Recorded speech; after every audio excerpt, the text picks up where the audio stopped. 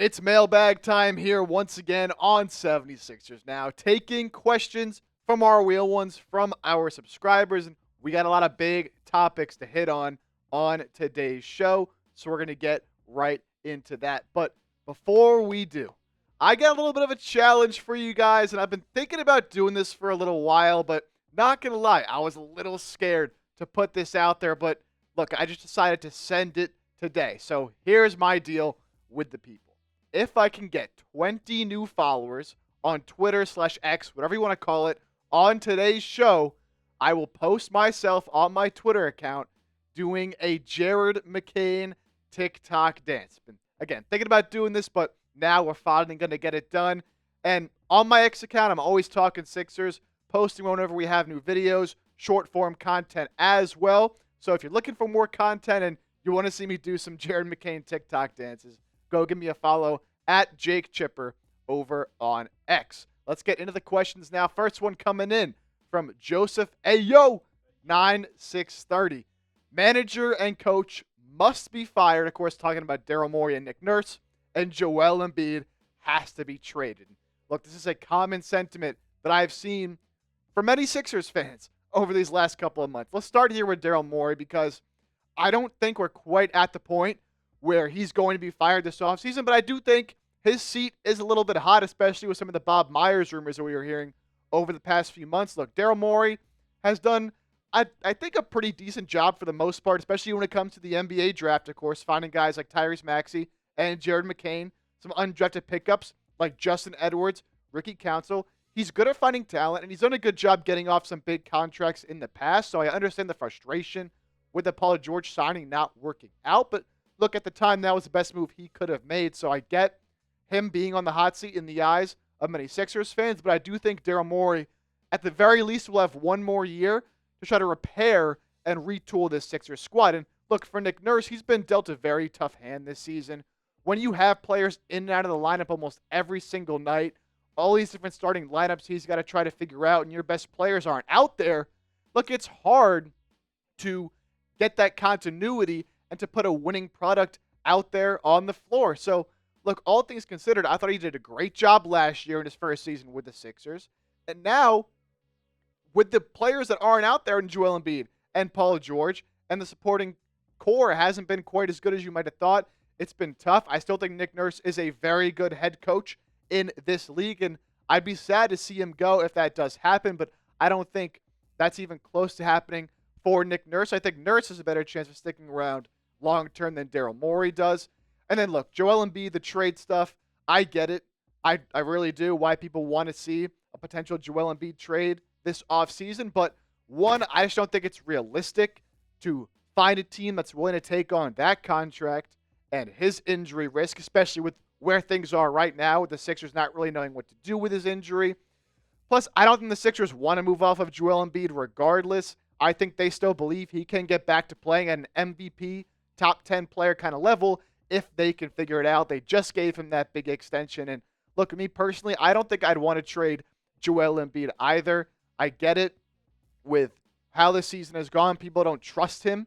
And even when he's on the floor, people don't think that he could be the player that he once was. But I think when you consider everything he's done for this organization and the kind of player we know he can be when he's healthy, I think I would still like to see Joel Embiid back next year and for the foreseeable future, and I think he will be. Christian Kane, 7525. Similar sentiment here. Do you think the Sixers can trade Paul George? Short answer, I don't think the Sixers would be able to trade Paul George, and it's mostly because of this massive contract that the Sixers gave him this last offseason. The next 3 years, making $51, then $54, then $56 million. It takes two teams to make a deal, right? And to find a team that's willing to match that salary, sending out players to Philadelphia, you have to send out multiple guys because of how much money he's making, and then take back a player in Paul George who's clearly been declining. I don't really see why another team would be all that interested. Now, Daryl Morey has worked his magic before in getting off contracts like the James Harden contract, like Ben Simmons, for example. But I think he wants to see, and I think the Sixers team wants to see more from Paul George at least next year, because we didn't get to see what this team really looked like when fully healthy. And when fully healthy is the buzzword there, because Paul George has been dealing with his fair share of injuries as well. But if I'm Daryl Morey and the Sixers, I'm not really looking to trade Paul George anyways. You're not going to get back all that much for him if you were able to find a team that will be willing to take on his salary. So I think both Joel Embiid and Paul George do stick around next season, and we see this team kind of run it back and try to see if they can get some better luck on the injury front. But with these two aging and injury-prone stars, Joel Embiid and Paul George, who do you have more faith in to have a bounce back year next year, stay healthy, and actually be productive on the court? Type JE for Joel Embiid or PG for Paul George. Honestly, I think I have a little more faith in Joel Embiid. Thomas D. Another trade question here. This one about Maxey. Please do not waste Tyrese Maxey's prime. Trade him while he's in his youth. I've been surprised by the amount of Sixers fans that I've seen over the last few weeks floating this idea out there of possibly trading Tyrese Maxey. And I know it's not because of his play, right? No one's saying that they should get off Maxey for the same reasons as Embiid or Paul George, because he hasn't been living up to his standards. Now, efficiency is a little bit down this year, but he's been having to deal with so much, right? With the injuries on the floor, the Sixers have relied on him way too much. He's third in minutes per game in the NBA. He basically has to go out there and be Superman for this team every night to even give them any chance to win. And over the past couple of weeks, he's been playing injured. The shooting numbers have been really, really bad. But people are saying, trade him while he's young. You can get some value, send him to a better situation. Look, there's just no chance this team would ever trade him. There's no chance I would ever trade him. Maxey is the future of this organization. When you think about what this team might look like past Joel Embiid and Paul George, it's Tyrese Maxey. He's one of the best young players in the game, one of the best young guards in the game. We've seen what he can do in big moments, and he seems to only get better and better and better with every single passing season. Doesn't matter to me what the Sixers team looks like, how bad of a situation they're in. There is no way I'm trading Tyrese Maxey. It doesn't make sense to trade a player at his age, at his skill level, signed long-term. I get there's a lot of frustration with this team right now, but Tyrese Maxey is not the person to place that frustration in. Next up, who is a player to keep for the 2025-2026 season? So I'm kind of going to go through the guys that I think will and should be back for next season, and then some guys that I have a little more question marks on. So these are 10 guys that I think I would keep, and that I think the Sixers will end up keeping as we head into next year. Of course, I already mentioned Joel Embiid and Paul George. They're going to be back next year, and I think I'm in favor of that, being able to see what they can look like, not just moving off Paul George after 1 year. Obviously, Tyrese Maxey, Jared McCain are going to be back. Hopefully, McCain can get back to full health. Quentin Grimes, he's been playing at a very high level, restricted free agent. I think the Sixers should prioritize keeping him. They'll be able to match any deal he gets.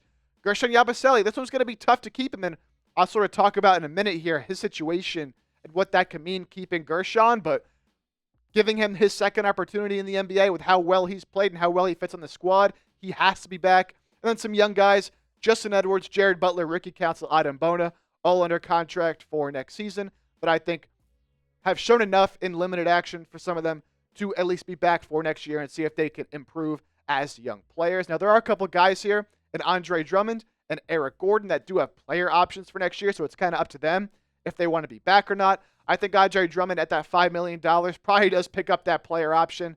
We'll see if another team does want to give him a little bit more than that. Maybe he sees what he can get out there on the open market, but I imagine Andre Drummond will be back, and then Eric Gordon at that $3.4 million. He can actually get more on a vet min salary because he's played over 10 years in the NBA, about $3.6 million next year, coming off this injury he's dealing with. So I do think Eric Gordon probably does decline that option, signs a vet min elsewhere. Maybe he comes back on the vet min, but I don't think the Sixers have much of a need for his services at this point, despite some good games he was showing before that season-ending injury. You'll notice one name I did not mention for the Sixers to keep is Kelly Oubre. And it's not because I don't like Kelly Oubre as a player, although he certainly has his inconsistencies offensively, but when you look at this team this year, Kelly Oubre has probably been one of the more consistent players, at least in terms of availability. He always plays hard at 110%. He's a great defender, and when Joel Embiid has been healthy, we've been able to see him fit well with Joel Embiid. But the problem here is the contracts. He has a player option this offseason that he's more than likely going to decline. And because of Quentin Grimes and his emergence, Sixers are probably going to have to pay him $15 to $20 million because the team's going to want to give him money on the open market. Then it kind of comes down to you don't have a lot of money left. So are you going to pay Kelly Oubre, or would you rather pay Guerschon Yabusele, because you're not going to be able to keep both of those guys? And I think Guerschon, with his flexibility to play the 4 and the 5 and the skill set he brings, the spacing he brings next to Joel Embiid, I think it just makes more sense to keep Yabusele and unfortunately let Oubre walk. He's been a great story, reviving his career here in Philadelphia. And if there's any way to keep all three of them, of course, I would love that. And I do not want to see Oubre leave, but you're going to have to make a tough decision in the offseason. And unfortunately, I think that's going to be letting Kelly Oubre walk in favor of Guerschon Yabusele. But do you agree with me? Do you disagree? Let me know who you'd rather keep this offseason down in the comment section. Give me a KO if you'd rather keep Kelly Oubre, or if you agree with me and you'd rather keep Guerschon Yabusele, give me a GY in the comment section. Before we continue on here, great deal on this 76ers polo through our friends at Fanatics. Once was $85, but it is now marked down to just $63. So you can look good, you can feel good, and you can save some money as well if you use our link, chatsports.com/76polo. I'll have that in the comment section and the description of today's video. If you click on that link as well, you can sort through some of the other items over there on Fanatics that you might be interested in. Shirts, hoodies, shorts, all different kinds of 76ers gear. But make sure you get this polo while it's on sale before that deal does run out. Fang X 1263. How do you feel about shutting Joel Embiid down?